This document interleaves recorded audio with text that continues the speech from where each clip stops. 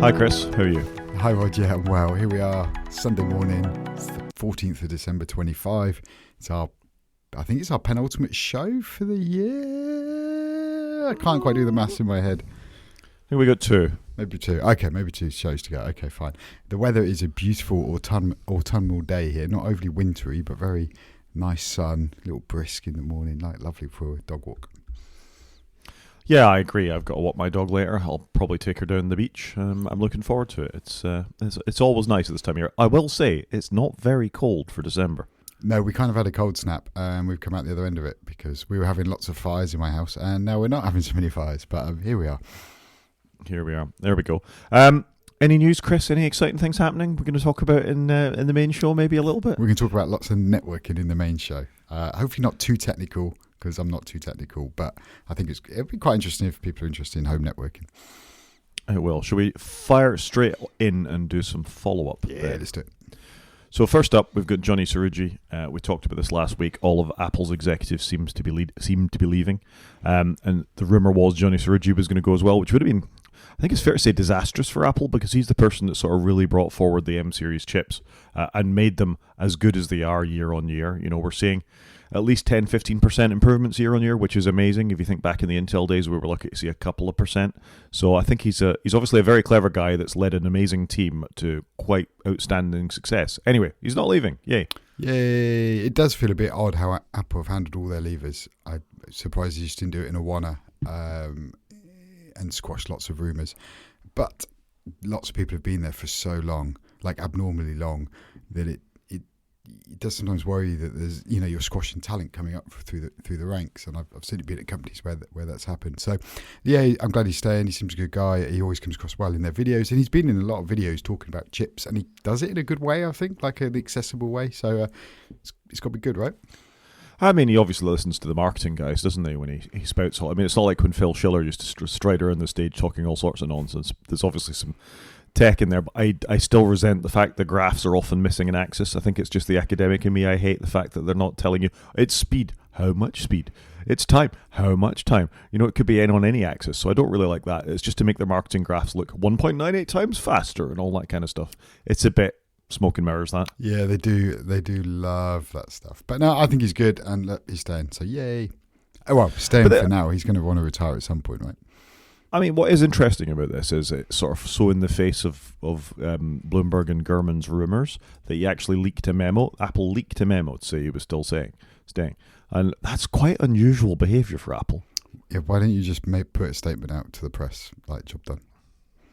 I guess it's because it was never actually news, but I mean, I wonder if this is Apple doing some internal mole hunting, really, you know, releasing stories and they can work out where they've come from. They've done that before. Yeah, trying to flush people out for leaking stuff. Fair point. Yeah, could be. Moving on, it's been not a great week for Apple in some ways. So that was good that Cerrugi's staying. This is bad for them that they appealed the Epic case. So we talked about this. I don't know. I want to say about 6 weeks ago at this point. That Epic. This is about charging within the App Store. Other agencies being able to charge within the App Store. Epic won that case. Apple appealed it, and now they've lost that appeal. They're not going to be able to get away with third-party companies not being able to charge their own fees effectively, link out fees to pay for things. Got to make Netflix quite happy. I think they'll change that ruling at some point as well. But they're still allowed to charge something, but that something shouldn't be A, egregious to do, and B, add up pretty much to 30% anyway. Yeah, look, every time I think we're done with Epic, we seem to just come back around. I don't know, it feels a little crazy, doesn't it? Yeah, it's weird. I mean, I don't really want to stand up for Epic all that much. And in some ways, I don't think they're the best company in the world. I don't think Tim Sweeney's the best CEO in the world for all those things. However, on this, I'm glad somebody has enough money to hold Apple's fingers to the fire with it because they'd be getting away with a lot more. Yeah, I would agree with you there. I definitely agree with you there. I don't like the whole story. It's gone on too long. We keep thinking it's over. It comes back around. And Apple just need to let people put games on all their platforms or apps and move on. I mean, one thing I did like about this was I did read a quote from Sweeney saying, "This is ridiculous. Why is Apple fighting this nation by nation by nation? Why isn't there just one rule for every country?" And that's something you and I would get behind for sure. Yeah, there needs to be a global policy here. This is just stupidity. A global policy of stupidity. I think that's what we've got right now. I'd agree with you there. I'd definitely agree with you there. Tell us about Fortnite being back on the Play Store. Yay! Fortnite's back on the Play Store. Not that I play Fortnite or have a Play Store account, but this has got to be good news, right? More games allowed on devices. Definitely got to be good. But I don't know. I don't know. I've just struggled with the whole world we're living in with all this stuff. So it's back on. So when was this? This was back in 2020 when it all originally kicked off, and now it's back on the Play Store. I mean, Google have been going through the same stuff that Apple have, really. They also don't want the ability for people to link out and do other things. They can see how much money Apple makes from all this. Google sell a lot more phones than Apple do around the world. Yep. You can understand why them losing 30% or whatever it is Google charge, I think it is 30%, maybe a bit less, would upset them too. Fortnite is probably the biggest game in the world. It definitely feels like it. I mean, it's massive, isn't it? And it's kind of the everything game as well, isn't it? It's not just like one genre game. Like I see my child racing in it. I see him shooting things in it. You know, it seems to do a bit of Lego every now and again. They had Simpsons in there the other day. So it is massive.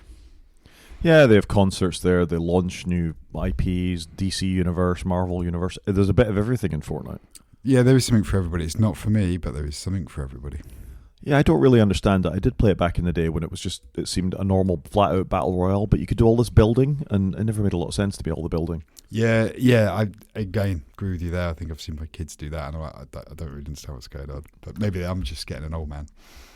Anyway, I mean, the long and the short of this is the Play Store and the Apple App Store are going to end up in the same place, aren't they? Where, you know, they can't charge fees, they have to allow link outs, third-party developers should have marketplaces, all that kind of stuff. So I think it's interesting times, but how much success we're actually going to see in the long run, I don't know.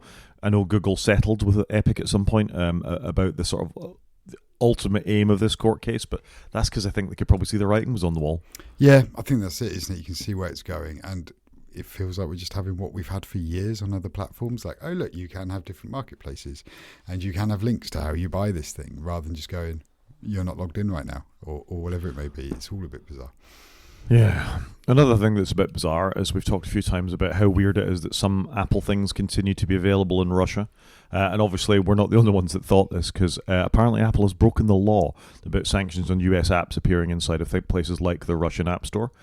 It promises to be a safe and trusted place, but, you know, is it a safe and trusted place when you've got lots of banned apps appearing in places? You're serving apps to Russia, you've got all sorts of things going on. This story in 95Mac. Go on. No, I was just going to say, I agree with you. Like, how's this gone on for so long? It's been a long time, so it's strange, isn't it? Yeah, it really is. So, I mean, and it also, of course, means because there's this kind of thing going on, is that money is changing hands behind the scenes as well, because money's going to Apple, money's going to developers, money's going here and there. So, this, considering Russia's financial situation at the moment, and basically they make most of the money from oil, and they're spending all their money on offense or defense, however you want to put it. Anyway, I think this is a problem for Apple. I presume it's a problem for Google as well, but the long and the short of it is it's illegal for a US company to have any kind of business relationship with a sanctioned entity, of which Russia is one. So if they're paying for the apps are available, they're paying for apps, how's the money changing hands? There's actually quite a lot going on there when you think about it. Yeah, I'm surprised by this because normally we hold Apple up for having a good, strong moral compass, and yet here we are doing business with Russia. In the current climate, that doesn't feel like the right thing to be doing. Yeah, it's slightly worrying, really. I mean, they've been fined before by the US government for failing against sanctions, so presumably this will be an even bigger fine. You'd have thought so, because I guess the US are going to need all the money they can get to defend them against Russia. So I said that, and then I thought, actually, they're not the most hostile towards Russian government at the moment, the United States government, are they? So maybe they won't, I don't know. That is fair. That is fair. Anyway, do better, Apple. You know, sort out your App Store fees. Stop allowing this kind of behaviour to go on. As Chris said, we hold you to a higher standard. I got to say, I think they're just another company at this point. And actually, that reminds me, there's one story I meant to put in, if I haven't already. So, yeah, interesting. So that was that. And then with last of all, in general Apple sanctions, tell us about the developer behind the ICEBlock app. So apparently the developer behind the ice blocking app is now going to sue the government because obviously the app's got taken down at the request of the government. So he's now going to sue them, which is, I don't know. I just don't know where I stand on this. I don't know. Should the app have existed in the first place? Should he have taken it down, or be forced to have taken it down by the government through the App Store? But yeah, now he's going to sue him, which is a super interesting term, which I didn't see coming, if I'm being honest. Yeah, I wonder how successful they'll be when you've got a government that controls all the courts and all the ways in and all the ways out, and has a stranglehold might be too strong a word, but undue influence with Apple and others. I don't think this is going to get very far, frankly. I wouldn't have thought so. The government are going to control this, aren't they? I find it quite interesting. I rewatched Dumb Money the other day, which is all about the Wall Street movement back in the pandemic, and end up looking like the government had, some of the big financial institutions that had conspired to stop the little guys from what they were doing. And the end of the film ends with no further action was basically taken from the government's investigation. And I think this would end up in a similar place. It will get squashed. Yeah, I think you're probably right. But fair play to them for standing up to the current regime and actually trying to give people a choice when it comes to these things. So True. It'll be interesting to see how it drops out. Yep, no, I agree with you that. Shall we do some news? Let's do the news. Well, first up, that was me trying to do Clarkson. That was you trying. Okay, we'll talk about him later as well. If you want to go to America, we've talked before that you and I wouldn't be keen at the moment. Obviously, they've got all this stuff ongoing with ICEBlock and everything that we've been talking about up till now. However, there's been a lot of reports of European and citizens from other parts of the world going and being detained for social media posts that they've had. Transport and services or border control agents want to look into their social media and all the rest of it. However, they seem to be formalising that a bit more now, and they want to see the last 5 years of your social media posts should you choose to decide to go into the United States. Wow. I'm sure if I ended up going through this, they'd look at me and go, are you lying to us? Where's all your social media posts? How come you don't have a Facebook account? Where's your WhatsApp? Oh, you're not on WhatsApp. Like, who are you? Like, I'd probably come up as more of a threat just because I don't do any of this stuff. Well, the thing is, Chris, they'd listen to this podcast and they'll go, it sounds a bit anti-American, doesn't it? Well, yeah, I guess there is that. That is a fair point. I love America. I'd love to go to America. I just don't agree with everything that's going on right now. I 100% agree with you. I think I've been to the country several times, both for work and for pleasure. I've always had a good time there. I think the American people are fantastic. I just kind of don't hold with the current government's path. And it's not that unusual to say that, I don't hold with our current government's path, frankly, as I say, an increasingly extreme right-wing angle to everything, and that sort of leaks into the podcast occasionally. And let's face it, we were critical of Trump and Musk and others in the government. So if they play the podcast, Chris, you might find yourself in an orange jumpsuit. Wow, that wouldn't be a good look for anybody. No, I don't think it's not a place you want to be. Anyway, I don't think this is great. US Customs Border and Control agents posting this notice that they're going to want 5 years of your social media. It feels like an extreme invasion of privacy. And if you start posting on a social network when you're 18, by the time you're 23, you're probably quite a different person and hold different views. It's a hell of a thing to, base things on. Yeah, I'd agree with that. We all change massively, don't we, over periods of time. Also, what we were doing is queuing up while you give them your social media accounts, and like just getting through border controls can take way longer. It's super interesting. I mean, they have asked for the social media accounts before now. Last time I applied for an ESTA, they wanted to know my Facebook and Twitter accounts. So it's not something that they didn't look at before under previous governments. However, saying they want 5 years of it to actually troll through it, they can do that before you land or arrive at a port. Yeah, that's true. I just find it bizarre that they're going to do it. And like I say, would I be more of a red flag because I have none of this? You probably would be. Coming in with your burner phone to their country. Yeah, there's barely any apps on it. I don't do social media. Like what they're going to do. It's just, yeah, it'd be interesting to see. Oh, you should go and find out. Cool. Can I expense it? No, not to this podcast anyway. Seeing as we make zero revenue. Yeah, maybe it's your work. Yeah. Advertisers were open, by the way. Moving on. I found this story fascinating. So this is an article in Ars Technica about some people who used to work for Twitter, who used to work for X, as X have distanced themselves from the Twitter logo, brand name, and name even. And you post on X, you don't tweet on Twitter anymore. Anyway, they're trying to get hold of the Twitter and will start a rival social network called Twitter. I think this is amazing. This is amazing because I can't remember. I was listening to some books the other day. Or an old podcast, I think, and they were talking so much about Twitter and the engagement, and it was like, wow, you can tell how old something is because they're talking about Twitter, like nobody's talking about it anymore.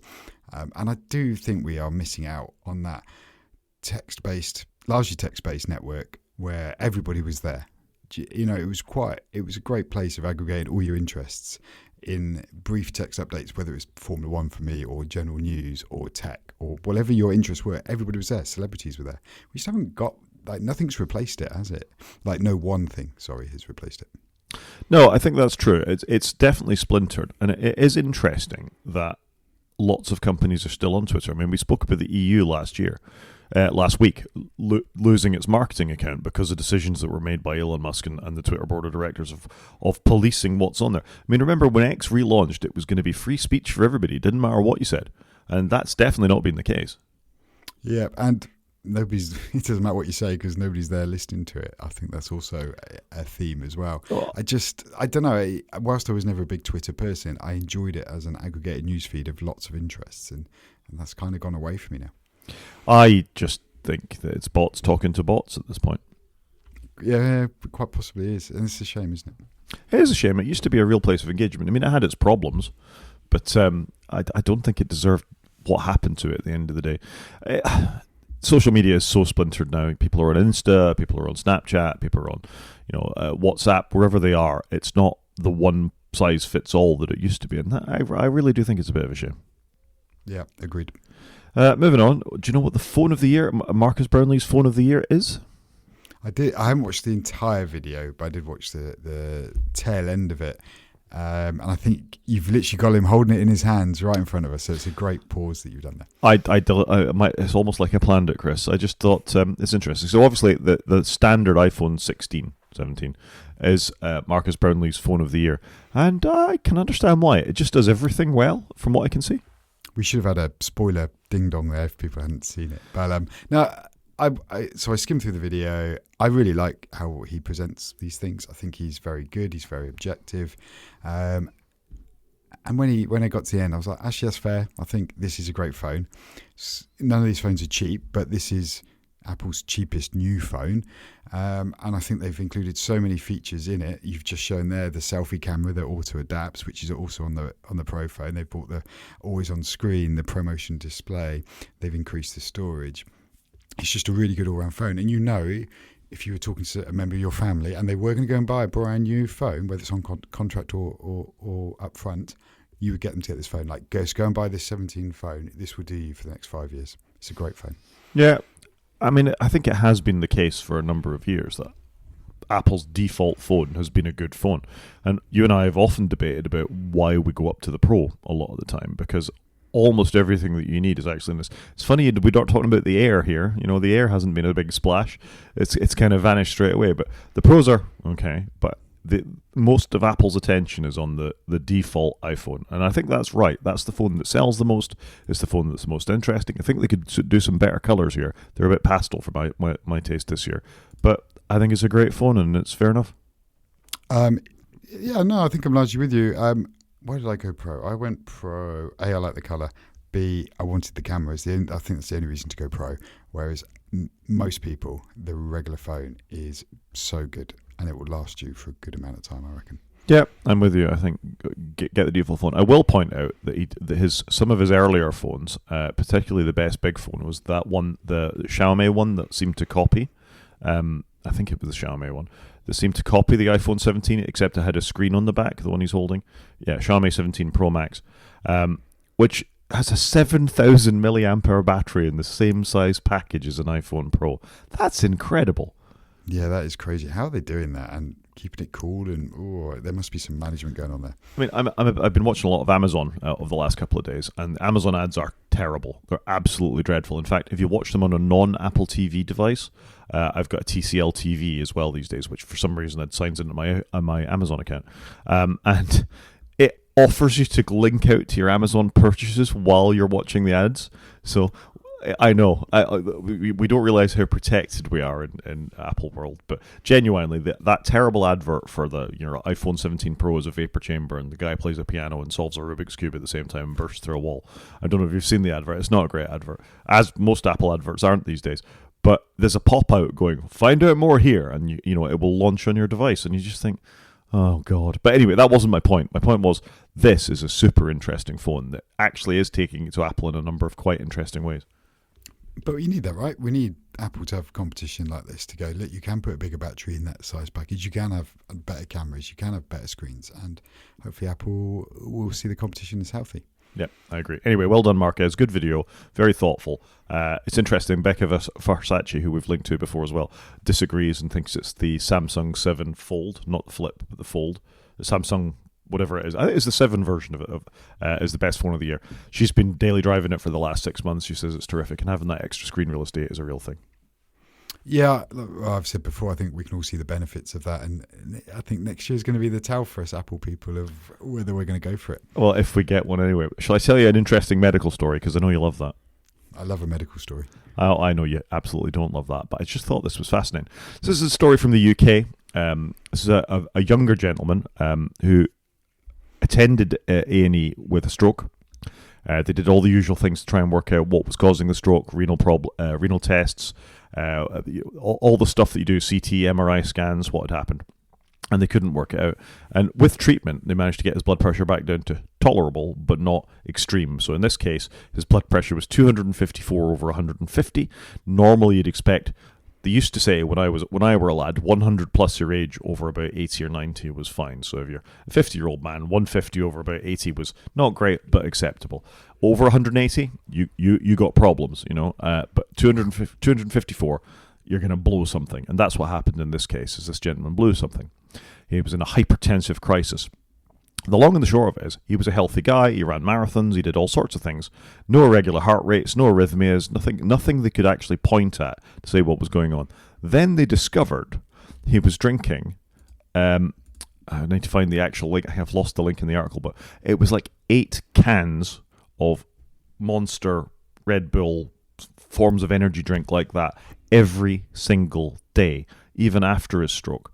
And that is what was causing his hypertensive crisis. The fact he was drinking 160 milligrams of caffeine per can, as opposed to 90 milligrams in a cup of coffee. So, and what they say in the article is there's other stuff as well, such as guarana, which is its own stimulant and is probably also pushing your blood pressure up. So careful around those energy drinks, folks.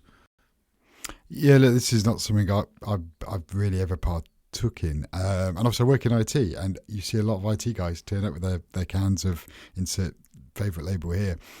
I've never seen the need myself. I do like a coffee. I maybe have 1 or 2 cups a day, but no more than that. Like 2 seems to be my magic number.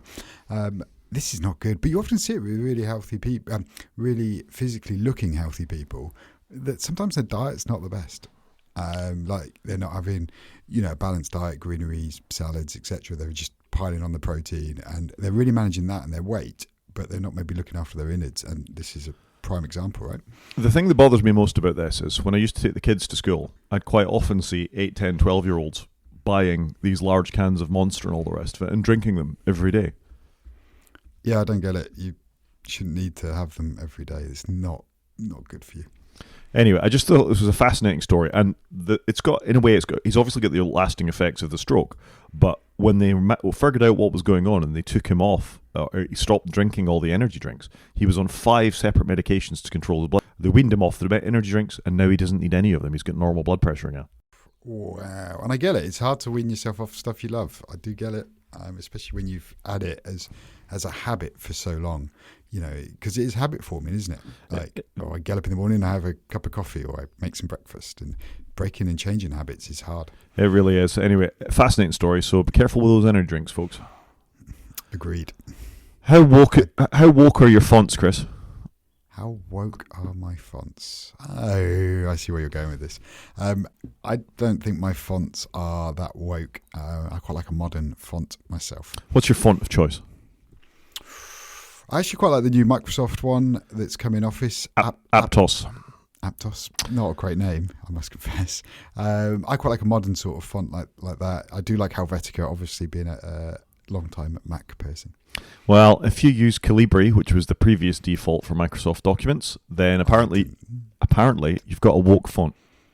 Oh, okay. I did not know that. I wasn't a great fan of Calibri, I must confess. So this is a ruling from Marco Rubio. It's a memo to all, US government, certainly within the State Department, that they're not allowed to use Calibri anymore because it's woke, because it was designed to be easier reading for people who may have a disability of some sort. Then they're not allowed to use it, therefore they have to start using Times New Roman instead. Why would we want things to be easy to read? For anybody, never mind. No, I agree. You should make it difficult. And in fact, I saw a clip on the Daily Show this week about how they designed a MAGA font that was mostly composed of assault rifles, so like the M's were guns and all that kind of stuff, and it was extremely difficult to read because that's the way only men can read hard fonts, right? This is dumb. One font I did used to really like, I think it was Garamond, which Apple used to use around the G3-4 period for some of their marketing. They'd have quite a cool font, and I used to quite like that used, but you could only use it liberally. It wasn't any good for like a big article. I don't think it would have worked so well. I mean, I've read a little bit about this. I think it's completely mental that you're going back to a font which was designed for the Times of London in like 18 whatever it was. Well, designed for print, really, wasn't it? Exactly. So it's designed to scale for print and no more than that, and to be consistent on newspaper with ink runs and all that kind of stuff. So it's easy to read in a newspaper. It doesn't necessarily mean that it blows up particularly well for your PowerPoint presentation or whatever document it is you're doing. The actual kerning, serifs and all that kind of stuff within the font aren't really designed for modern writing styles, which Calibri was. So it's ridiculous to go on and say that. Well, I think it's ridiculous that fonts can be woke, other than Comic Sans, because if you use Comic Sans, I have no respect for you. But other than that, use what you like, All the teachers in the, primary school teachers now, because Comic Sans is a font they do use a lot. I must confess, actually, Apple's San Francisco fonts that they've done, I think they're very good as well. They've done that transition well on all their devices. Well, unsurprisingly, Gruber has written an awful lot about this. So if you want to go and read Daring Fireball, Gruber really cares about fonts. So there's a lot more detail there. But I just think this is, what has the world come to where we're decided that fonts are woke? It blows my mind. Agreed. Something that doesn't blow my mind is that Apple and Google have teamed up and they're going to make it easier to switch back and forth between them. This is only right and proper, I think, that if you've got fonts, it's in my mind now. If you've got photos in one, then you should be able to transfer them over, your messages, your contacts, particularly as we move to the RCS future that only you seem to live in and I have no power of. But I think this is a good thing. No, this has got to be good, isn't it? People should have freedom of choice. Big believer in that, and this makes a lot of sense. Yeah, so there's a new build for Pixel devices that comes out. It'll make it easier to move back and forth, and we've seen Apple do this in more recent builds of iOS as well. So I think this is a good thing. There are definitely people, Marcus Brownlee being a perfect example, who switch back and forth all the time between Google and Android devices. I've quite enjoyed it myself. When I did it, was it 2 years ago now? I went to the Pixel device. I think it was really compelling and good for me to see how the other half live. And in fact, I'm kind of leaning towards doing it again a little bit because I genuinely think it's interesting to see how the other ecosystem comes together. And as we're going to talk about, I think, in our next story, being locked into one platform is not a great thing. Yeah, no, I'd agree with you. I think this is good that you can do the interoperability of it. It's never going to be easy for people, especially if they're non-techie, to maybe pick up how things operate slightly differently, but it's good that this is there. Yeah. So this beautifully segues into our next story, which kind of blew up yesterday, really, on the web. And I don't know if you saw this story before it happened, Chris, but just to summarize, this is an Apple developer who's worked on Apple platforms for 30 years. And he went to what he calls a large brick and mortar store, so I don't know, a Walmart or something like that, and bought a $500 gift card for Apple services, which he tried to activate on his account. As soon as he tried to activate it on his account, it locked all of his Apple services. So his iCloud account, his developer accounts, his photographs, his Macs, everything that was signed in with his iCloud account. And again, as he says himself, he's authored technical books on Swift, Objective-C.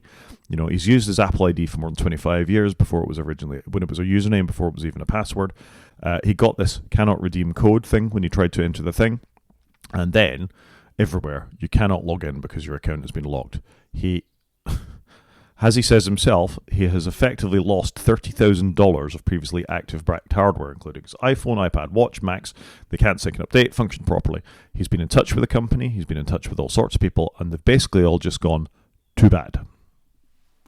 That's awful, isn't it? Because I used to do this. I used to go and buy these gift cards because you could buy them cheaper in the store. Like you could get a 800 quid one for 80 quid. And so I'd load up my account with a few of them because I'm saving myself 10, 20% of any recurring things, or if I was buying movies or what have you. This is awful, though, if they're not doing anything about it. How bizarre. I mean, I got to think that this is becoming such a big media story that someone out there will actually pull a trigger and sort this gentleman out, and I hope they do. I mean, Apple's recommendation was just start a new Apple account. That's not an answer. No, that is not an answer. How many purchases have you got linked to your Apple account? Like, that is just idiotic. Like, you've got a lot of history there. Like, that's just untold pain. Like, you may have a family setup, and all the linking that goes with that. No, that's just dumb. But presumably, and I mean, this was a bit foolish, if he's got his personal account and his developer account under the same Apple ID, then he's lost access to all of his apps as well. Yeah, you should have segregation there. Business against personal should always be separate. But so that's not great, but equally, that's kind of irrelevant. Apple should be dealing with this in a much better way. I just think this is horrendous. And I mean, the moral of the story is backup outside of Apple. So use something like Parachute Backup or something like that to actually back up your photos and everything. And I think having all your eggs in one ecosystem is a problem. You shouldn't have it all in the Google ecosystem. You shouldn't have it all in the Apple ecosystem. You should maintain your email separately from that, and not in Gmail. You should use a Fastmail or another host. You should have your own domain, so you could at least, as you do. So if Apple went horribly wrong, you could at least forward your email onto that domain from another provider. So I think the moral of the story is, I hope that this guy gets a human to review his account and actually gets this sorted out. Because how awful is it for a long-term evangelist of the platform after 25 to 30 years of having all this kind of stuff to lose all that? And I mean, this has gone really public. You don't need to go very far into social media to find this story everywhere. Michael Tsai's blog links to it as well. It's a cautionary tale for all of us about becoming dependent on large companies for everything that we do. And it's probably more of a becoming more of a problem at the minute because of the world we live in. What happens if there was a big attack against Apple, a cyber attack that brought everything down, or Microsoft? We've seen, massive outages. They're not going away. So that would be my view on this, that this could be, even whether your account's locked out because of some stupid reason, you've always got to think about denial of service attacks and everything, and malicious attacking that can happen. So that segregation backup piece, I think, makes more sense in this world. It does, and this isn't my app of the week, but I might make it my app of the week next week. But something like this, Parachute Backup, which is a one-time paid app on the Mac App Store that will back up, all your photos, your iCloud Drive, and all that stuff to a local NAS device that you have, is probably something people should think about getting. Yeah, agreed. I might take a look at that too. There you go. So maybe I should have made it my app of the week. So anyway, I think this is bad. 25 years of somebody's digital life just erased like this, and it will be interesting to keep track of the Apple blogosphere to see what happens with this guy. I hope next week to be reporting that this is all good again, but I think it's just... And you hear about this every so often, and it's only because somebody's got a certain celebrity or it blows up like this that it gets resolved, and that should not be the case. No, agreed. How much more this is happening that we're just not seeing. Poor show, Apple. Car Corner? Car Corner, let's do it. It's you, I think, this week. So first up, I talked last week how I'd bought a new low-tech car. It's a bit too low-tech, so I decided to upgrade the head unit in it. So I went and I bought an Android-based tablet, effectively, with some car stuff stuck on the back of it. And yesterday I installed it in my 20-year-old Mercedes, and now I have CarPlay in my 20-year-old car, and Bluetooth, and streaming, and all that good stuff. I'm really quite impressed with it. I think I've done a couple of these. I think they're awesome because you can take a good old car and really transform how you interact with it by just modernising the head unit. It also makes it feel a lot newer because you haven't got all the dated infotainment, and how often do you get in a car and you're just using CarPlay or Android Auto? So I think this is really good to do. It is a bit of work, but so many people have gone before you and done a video on YouTube or detailed instructions of how to do it. So how was install? How long did it take? It took me about an hour and 10 minutes, and the actual install of the device was easy. I will say that it's an A-Sure unit. I don't know if that's a good unit or a bad unit. It's just the one that the important thing with these on older cars is that the fascia, the trim fits, so it comes with all the right things, so it looks fairly seamless in the dashboard. And thankfully, in my case, I think it did. The hard bit was getting the vents off. So this, for YouTube viewers, you'll be able to see this. There's screws. There's 4 screws, two at the top, 2 at the bottom, which sit under the top part, sat under the top vents for blowing air into your face, and the bottom bit sat under the not hazard lights, but sort of some control features for the car. So you needed to remove 2 bits of trim, top and bottom, to get actually out the radio, and that was a time-consuming bit. I bought some spudgers and things like that to actually get the trim off. Once I had the trim off, the actual install was very easy. I would say it took me no more than 3 minutes to install the cables. Yeah, wow, that's pretty good. I would agree with you. I think usually removing the trim because you're trying to be careful, you don't want to damage anything. That is normally the worst bit. But it was very straightforward, and the only slight thing I had to get right was the steering wheel control. So modern stereo is a thing called a CAN bus. The CAN bus is what communicates with all the in-car features. Like if it was a more sophisticated car, reversing sensors and all that kind of stuff would be part of that as well. For the purposes of this, all I've really got is the phone controls and the volume up and down on the steering wheel. So I had to program that, which wasn't all that difficult to do, to be honest. I just needed to know the right kind of CAN bus. I was amused that the PIN number to get into the management features on the device was wrong. But thankfully, the YouTube video I'd been referring to had an older version but had the right PIN number. So I've written that down from the YouTube video. But other than that, it was really straightforward. And you get in, and after about 15 seconds, it launches into CarPlay in wireless CarPlay, and off you go. Yeah, it is cool. I'm like I say, I'm in the same boat as you. I think it can really modernise the car. The biggest problem I think I have is going, which one should I buy? Because there's so many weird and wonderful manufacturers out there. There's no like one manufacturer of these units that is the one, because it's different based upon your car. Obviously, all the screens and the tech is different shapes and sizes. But no, it looks great. I mean, it was 124 quid. I got a £10 voucher to get some money off it as well. So it's not cheap, but it's not as much as if I'd gone to Halfords and say fit me a dedicated Kenwood or Alpine head unit or something like that. It would have cost me 500-600 quid, and they'd have had to fit it. Yep, and I think I said this at the top of the show with you. I think this is a much better thing than people using their phones. It's much safer. You can usually use it, like you say, with the steering wheel controls. You're not then got your phone on the side. You just leave it in your pocket, or stick it in the console on charge. And I think this is much better. And I think there's a market out there for people to come and fit this for people. Like you could probably drive around the street and go, look, for 250 quid, I'll put you a new head unit in that gives you CarPlay. And I think a lot of people would want to do that.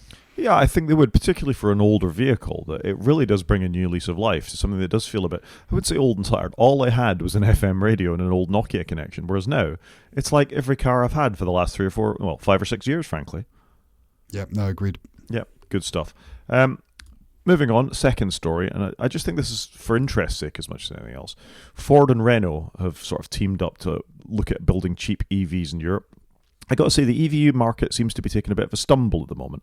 Obviously, here in the UK, we've had this in the budget. They're going to start charging 3p per mile for EVs beyond 2028. I think I want to say maybe it's 2027, which when you roll up for an MOT, they're going to see how much distance you've done and then charge you, which I think is problematic.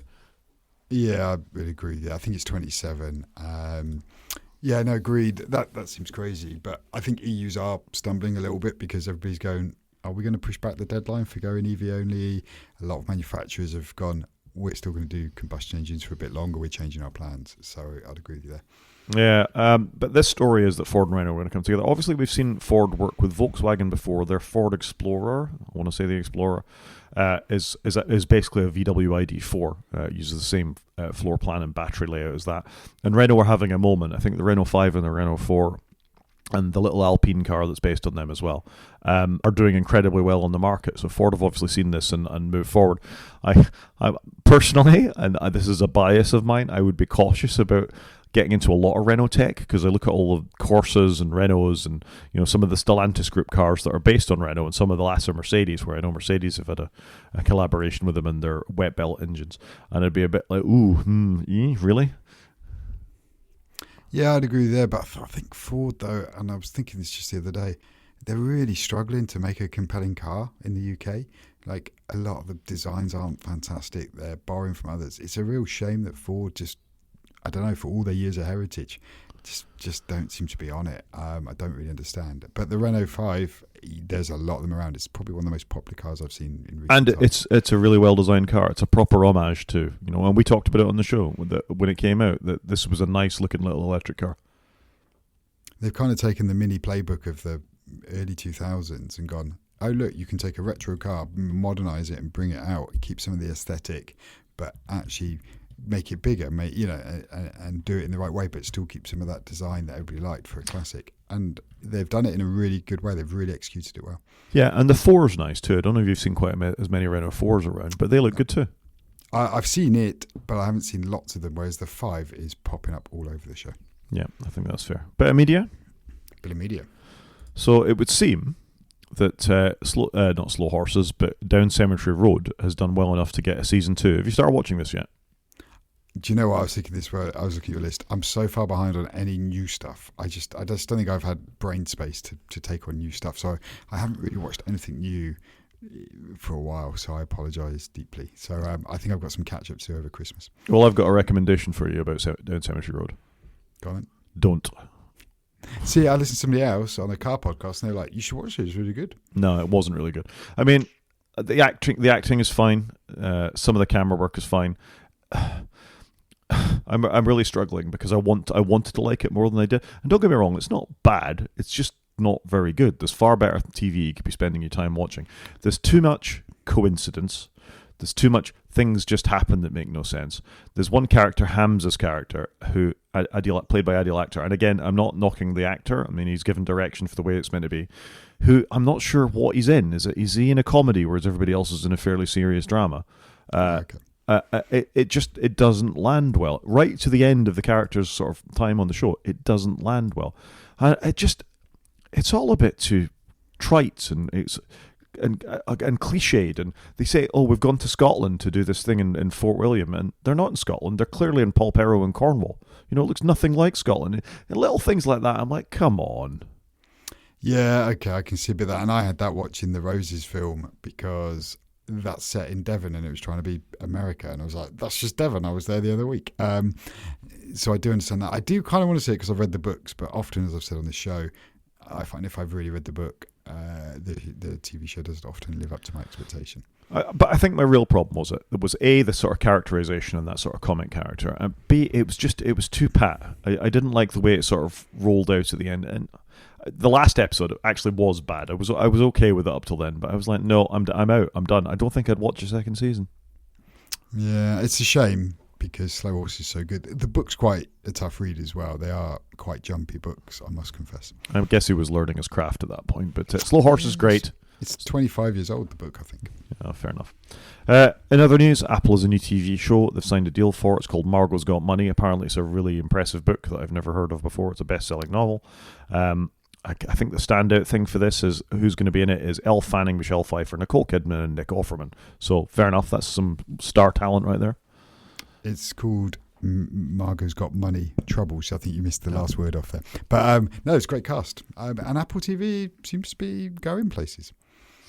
Yeah, they do. They've got some good shows, and you know, I think Pluribus was on. Pluribus came out yesterday. I watched Pluribus yesterday, Friday, sorry, and it's terrific. It's definitely one of the best things on Apple TV. It's up there with your Ted Lassos and your Slow Horses and Severance. It's that good. Yeah, I need to carve out some time where I can give it my proper attention, I think. Yeah, I think you did. No media for this, but Celebrity Race Across the World Season 3 just finished. I'm going to not say anything because spoilers I got accused of last time by Chris. It's a great show. It's a really good show. I thoroughly enjoyed it. Yeah, I think I've got 2 episodes to watch with my boy, so I need to get those lined up this week. Get on it. It's terrific.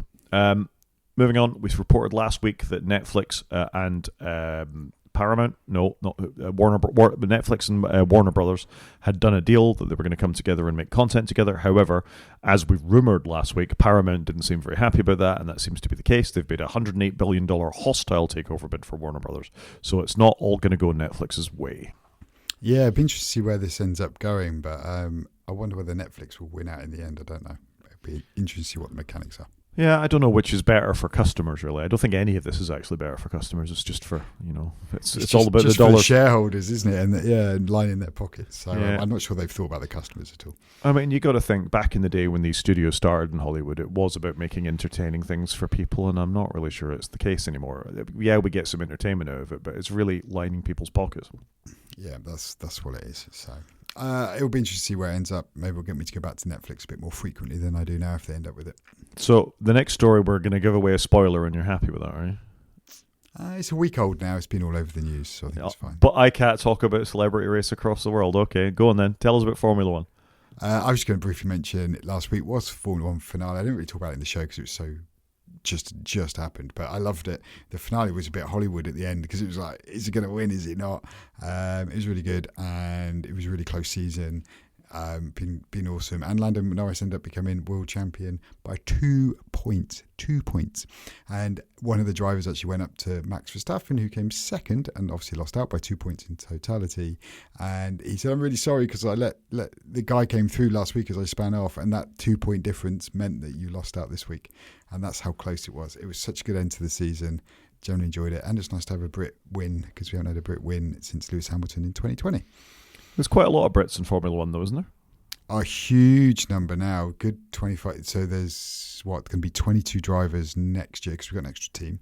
And what have you got? You've got Lando, George, Lewis, Oliver Behrman. You've got a new guy joining Racing Bulls. So it's at least 5. So you're getting on for 25% of the grid is British. Alex Albon is British Thai, I think. There you go. These are all names I've never heard of. I've just scrolled through the list of drivers, and the only one I recognise is Lewis Hamilton and Carlos Sainz Jr. I thought Carlos Sainz was a rally driver. That's his dad. Oh, there you go. So his son is in Formula One, and he's done very well. He's got the bet. Lewis Hamilton basically stole his spot at Ferrari, and so he's ended up at Williams this year, Carlos Sainz. But he's done well. He's had a good season. He's probably had more podiums than Lewis at Ferrari. So it shows you the year we've had. There you go. Sticking with cars, I have been doing a little bit of a rewatch of some of the Grand Tour specials. I don't know why I'm really enjoying my old Top Gear and Grand Tour content at the moment, and it's just worth pointing out how good they are, even if a rewatch. If you haven't watched some of them recently, like I've done the Mongolia one again, and I've done I'm currently doing the beach buggy one again when they go to Namibia, and they're just very entertaining. And yeah, Clarkson's a bit of an arse. I think he's redeemed himself a little bit with the farm stuff, but just very, very entertaining. Yeah, I'd agree with that. I think they're good. The Mongolia one, where they have to build their truck, a Jeep, whatever you call it, is John. One of my favourite. You call it John. John, that was it. It's one of my favourite ones. My son used to like that one too. So, yeah, and I've got a little bit of nostalgia for it, which we're going to go on to in a second. But I recently listened to Andy Willman's book, who's the fourth guy out of that set of people, who basically was the exec producer of Top Gear in the Clarkson era, then Grand Tour, and went to school with Clarkson. The book's actually quite interesting. You get a few tidbits of behind the scenes stuff. Yeah, generally enjoyed it, and it was a very quick listen. He narrates it. Yeah, just would recommend, but it's kind of made me want to go back and watch some of them to see what he was talking about, because he was basically explaining how the show really developed in the early stages of Top Gear. He then touched on a bit of Grand Tour. Interesting with the Grand Tour, they had 3 seasons with them to begin with, and when they were doing the 4th season / going on to do all the specials, Amazon basically said, if you don't want to do it, but would you do it if we gave you all your own show? And that's when Clarkson goes, I want to make a farming show, and they thought it might be a dud, but obviously it's reinvented Clarkson again. Yeah, I think Clarkson's done very well out of it. It's interesting looking for Andy Willman. I didn't know what he looked like, and for some reason the Google algorithm recommended him, obviously because I've been watching so much Grand Tour, recommended him in a YouTube clip. And then you see him, like in the South American one I just watched, you see him playing football with the rest of the crew when they're going across, I want to say Colombia, when they're going across Colombia in monster trucks and stuff like that. So it's quite nice to see him pop up every so often. Yeah, and he talks about some of it where they got chased with people with rocks and stones, and they've had some very hair-raising moments. Yeah, they certainly have. I mean, the American one on Top Gear is the one that always stood out to me. Not good. Yeah, that he references that in the book, where the lady in the petrol station goes and phones up all her mates to come beat them up like crazy. So, I think that's it. We haven't got any games. We've both been a bit remiss this week when it comes to games. Maybe we'll have a bit of time off over Christmas where we can actually play some. Other than Gran Turismo, I would agree with that. I just haven't got to it. Fair enough. Should we do a main show? It's all on you. Yeah, so I'm just going to briefly take a spin through networking for your home. And so, Rod, you'd been on at me for a little while, how amazing Ubiquiti is. The website's ui.com, which I find odd. It's not ubiquiti.com. And so I bit the bullet and I bought some stuff. And what I was trying to do was, how could I get Wi-Fi 7 in my shed where I am now, in my house, 2.5 gig Ethernet around for the backbone of the network, and I wanted it to be modular as well, so that next time I do some changes, I can buy things ad hoc rather than a big splurge of cash all in one go. So what did I do? I went away and bought a gateway. So this is the thing that connects the internet to the rest of the network. I got this first because it was on Black Friday deal. I thought I'll pick that up, and I said to you I was struggling to get my head around what else I needed to buy, because Ubiquity is amazing, but they have so much stuff, so it's really hard to work out what you want. So this is my gateway. You plug the internet into this, and then you plug this into the rest of your network. It doesn't have Wi-Fi in it. It doesn't do anything clever other than that. It will do storage, and you can buy that subsequently if you want. I've got no storage in mine because I don't need it at the moment. I think it's for video footage if you've got their cameras. Is it? Yeah, Rod is not in for the listeners, so I haven't got that yet, but obviously I can get it at some point if I want. So I've got this device. I started with that and I plugged it in, and I kept the rest of my network going as it was, and I said to you, I'm going to try and run them, the two networks, and I'll buy it over time. But in the end it was getting more of a faff, and then I was like, I'm not going to do that anymore. I'm just going to go and splurge a lot of money, and I went and did that. So gateway's in, got that. And then I went and purchased some switches. So I've got 2.5 gig Ethernet switches. I got a little one for my shed, which you can see now on the screen. And this was just because I needed some PoE down here. I'm also thinking if I do cameras in the future, because I might want to put a new camera on my shed. I've got an old Logitech one, and we've got chickens. We have a camera on the chickens. So got that. But whilst none of this is cheap, this is a full 8-port, 2.5 gig PoE switch, so there's quite a lot in there, and it's a great bit of kit. And the whole stuff, you just plug it in, and because you've already set up your account, it goes, oh look, you've got a new device on the network, do you just want to add it, do you want to adopt it? And you click the button and it does all the software updating. It's very smart how it all works. I'm going to jump in. So this switch is the Flex 2.5G PoE. Just because you didn't say that, you said you bought a little one, so I just want to be specific about that. Yeah. And the point you just made about Unify's equipment is that integration of it, where when you've got the gateway that you bought is also the controller, so it runs the software that manages all the integrations with everything else that you add to it as well. So as Chris says, it's the backbone of the network, so there's a network application on it that knows about this stuff and manages your firmware and does backups and does all that kind of stuff. But then you're also able to enable cameras or door control or whatever else. There's identity in there as well, I think, if you want to do it like that too. It's just very clever, and it's even for a non-IT person, it helps if you're an IT person because you can get super complicated really quickly. But actually, even on a fairly superficial level, if you plug some things in and click adopt, you're up and running fairly quickly, I think it's fair to say, yeah? Yeah, that is fair, actually. I didn't touch on that. So you plug everything in and you adopt it, and it's very simple to get up and running. But if you want to, you can then get in the weeds a lot quicker and actually do some quite neat stuff. And I think just to sort of give it a little more sort of context, this is the cheapest switch I can find on Amazon. That's a 2.5 gig switch. It's $45.99, and it's not PoE. That's going to give you an unmanaged switch. So the fact that you are spending a little bit more, and at the time Chris was looking at this, is 190 quid plus VAT, but it's PoE plus, and it has all this cool ability to do VLANs because it's a managed switch. So that's my hard sell for the small switch over. But just to point out that it's expensive, but actually relatively it's about what it should be. Yeah, and for most people, that switch is probably fine. My world is just a little bit complicated because I needed to have some PoE down in my shed, and so that's why I had to get that switch as well.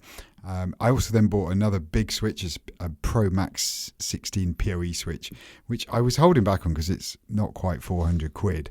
But actually I needed that too because that's just solved all my problems.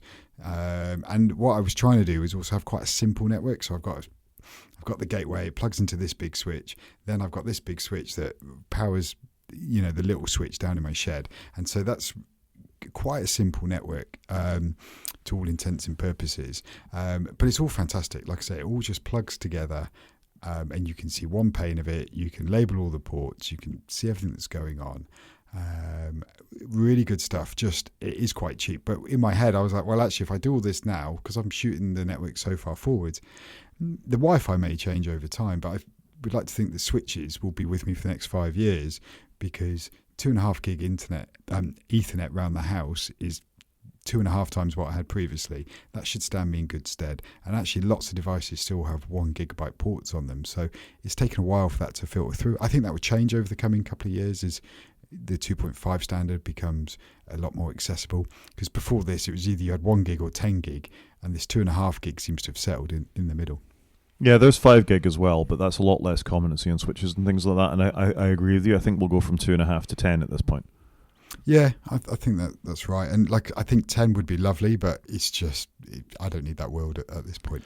At the same time, this 16 port switch, which is etherlicing, which is cool, by the way, has two 10 gig ports on it. So should you upgrade at some point, you've at least got the capacity to go 10 gig on some of the devices you've already got. Yeah, that is true. You can put some SFP, so like a little network module into it. After the switches, I then did Wi-Fi 7 access points. So I had to buy a few of these. I actually went for the Pro access point, which Rod was trying to steer me away from. I'm super annoyed though, because literally about 4 days after my delivery came, they then put them on sale, but it's now sold out, so I may not have got them anyway. But I went with the Pro ones because I wanted to play with the 6 gigahertz band and stuff and see what the performance was like.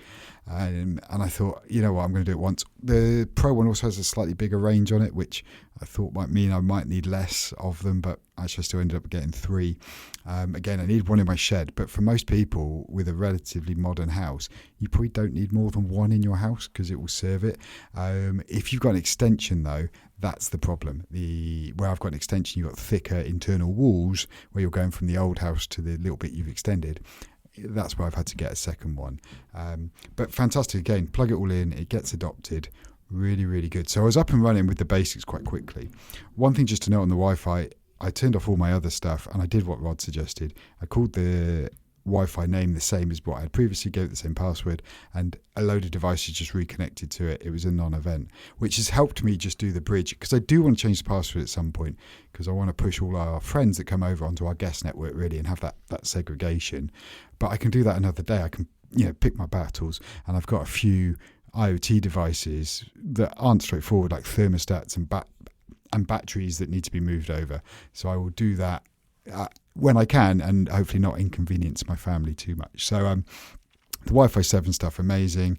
And what you can do is set different Wi-Fi networks. So I've got a regular network for most devices. I've set one up for myself so I can turn off some of the older things and just make it really fast, and just try that out with my MacBook, my iPad and my phone, because they support all the latest stuff, and that's been super interesting. And then I've created an IoT network for just my Internet of Things devices that just want 2.4 gigahertz, and that can be over there, not on the main network. And I've just tried the whole segregation bit out, but super easy just to create a Wi-Fi network and just play with it. It's really good. It's really clever tech, and I think they've done a good job. How have you found mounting the access points? I haven't mounted any of them yet. And they come with a mount, so you can put them on the ceiling. I'm planning to mount one up here in my shed, and it's just behind me at the moment. But I haven't mounted any of them because I'm not sure about the final placement yet. Historically, my areas were always a little bit hidden, just tucked out the way, because I want people to come in my house and not see the infrastructure. That was always what I was going for. I did have one up in the roof, but I've actually brought it downstairs. So I'm just working on the placement to get the best bit, and there are some tools to help with that. So not mounted, but everything's up and running. And to be honest, my family haven't really noticed what I've done, which, if anybody's managing their home network, is the best you can hope for, that they don't really notice. What is interesting though is my son is very much getting into tech. He's like, oh, this is great. I want to get a 2.5 gig switch for my bedroom and things. And he probably would go and get one of those ones that you've just shown us on Amazon, just because he wants to have a play with some of it too. But all the setup's done in this app, which you can get on the App Store. You can go to the website and browse it all. The app is really, really good. And what I think I found is the visibility. What it showed me was, well, my PlayStation 5 is plugged in, but why is it using the Wi-Fi and not the Ethernet? So I went down to the PlayStation, and you have to go use the LAN, use the wired port instead of using the Wi-Fi. And I was like, I just assumed it would just pick it up. And so it's given me that visibility. Also, I've got Ethernet ports in the walls. I haven't labelled them all, or the cables. I can now do that because I know what device is plugged in the end of each cable.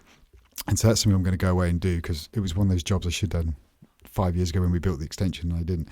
And so that visibility, and also it's allowed me to work out, is everything plugged in? Is it running at a gig? Is it running at 2.5 gig? And I had a few things with you where it wasn't quite running at the speeds I thought, so I had to move a few things around. And so I didn't get really that with the Aeros. They didn't present it in a good way. Whereas this makes it actually really easy to try and optimize your network of what's plugged in, what isn't, what speed it's running at. Do you need a better cable? And I have bought some of the their cables, Ubiquiti stuff, whilst their devices are really expensive, the cables actually aren't too bad. And so I bought a bunch of those just to improve it, and I want it all to be nice and tidy. Like I say, I'm trying to set all this up so I don't need to revisit it for a number of years. Yeah, I think that's a good summary of everything that it does to you, and I think that network visibility piece is good too. Being able to understand when there is a problem on the network, or somebody's complaining their phone isn't, connecting properly because it's on the wrong band, and guests giving them their own wireless portal to connect to, and they're not going to get in and around your stuff. I loved all that sort of ability to do it. And the other thing that occurred to me as you were talking there is talking about ceiling mounting your APs, access points. I only did one in the house, but they'd never changed the mounting bracket between them. So when I went from the original Wi-Fi 5 device to a 6E device at some point, I unscrewed it, I plugged in the PoE cable back into the new device, I screwed it back in again, and it was up and running again. It was as simple as that to do it, with better coverage and with faster speeds and things like that. So you pay for that enterprise level dependability of being able to understand what's going on with your network. But all the other little bits, it's very Apple. It just works when it comes to doing those kinds of swaps. And the port U7 Pro, which you should have bought lights, so I maintain you should have bought lights because you don't need the Pro. I mean, they're designed for 500 people sitting in an office, not for 8 people at home. But it's fine. You've got that redundancy if that's what you wanted, and it allows you to do that. And you'll move to U8 Pro or U8 LR or whatever it is when that comes along down the line. But for the sake of 120, 130 quid, you've got the latest generation networking supported at 2.5 gig Ethernet that's just going to go on over the next thing. And I think that's a fantastic place to be in, rather than having to chuck Amazon another 800 quid every time you want to go up one. Yeah, and that's true. And the reason I went Pro was it's got slightly more coverage and it did the 6 gigahertz stream. I don't need the number of devices. It does, 300 devices.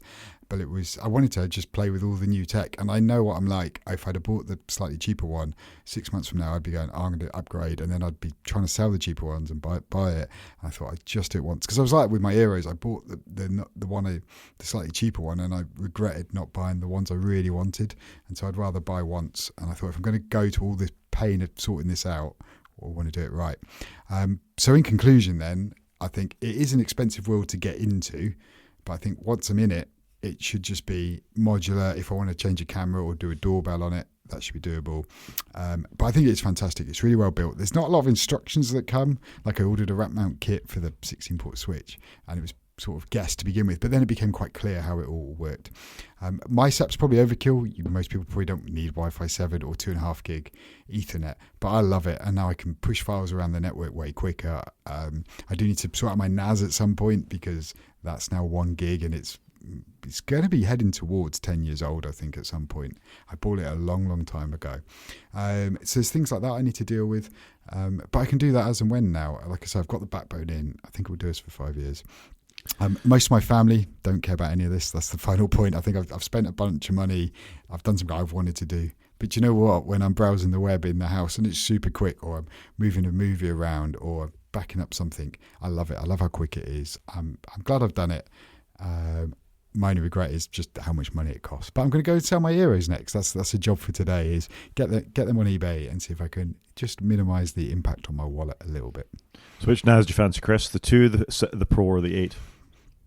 I've not even looked at the NASs yet, because I'd probably need to buy new hard drives. Again, because I'm going from so far ago, I'd probably need some hard drives to go with it. But I probably would buy one of these NASs because I think it just goes really well. I've got space in the rack to put one, potentially.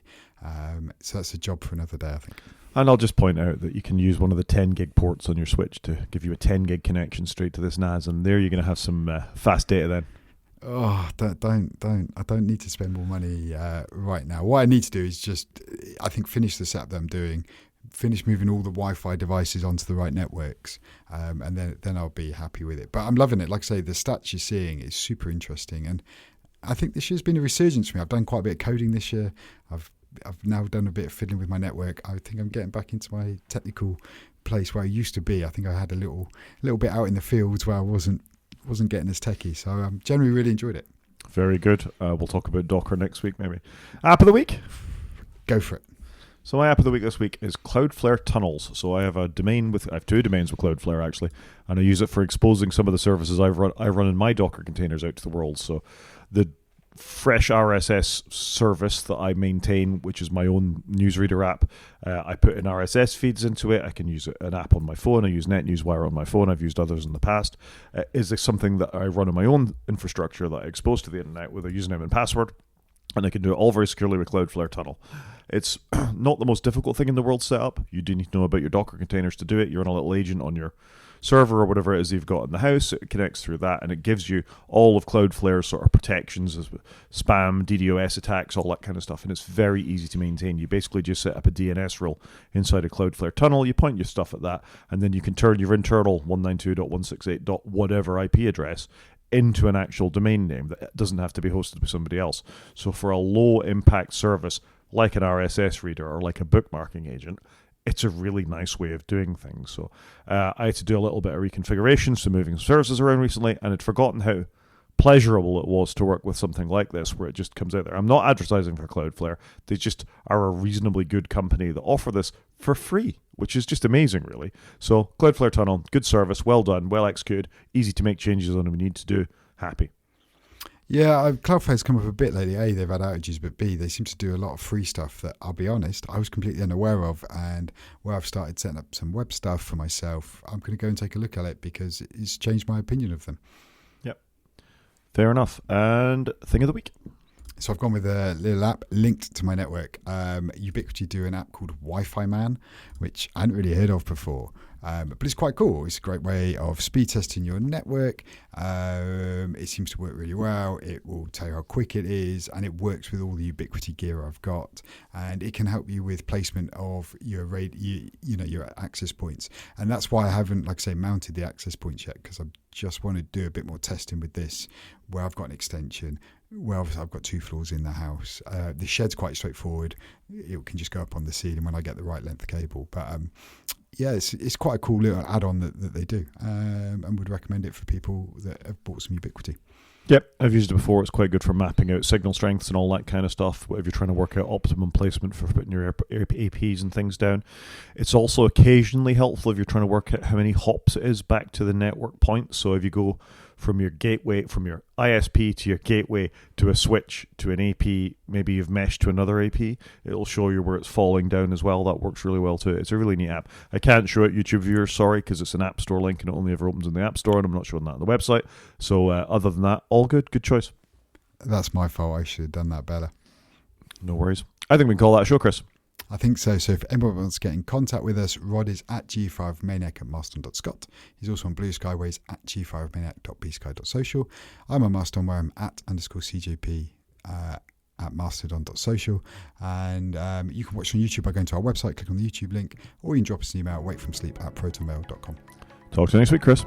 Cheers, Rod.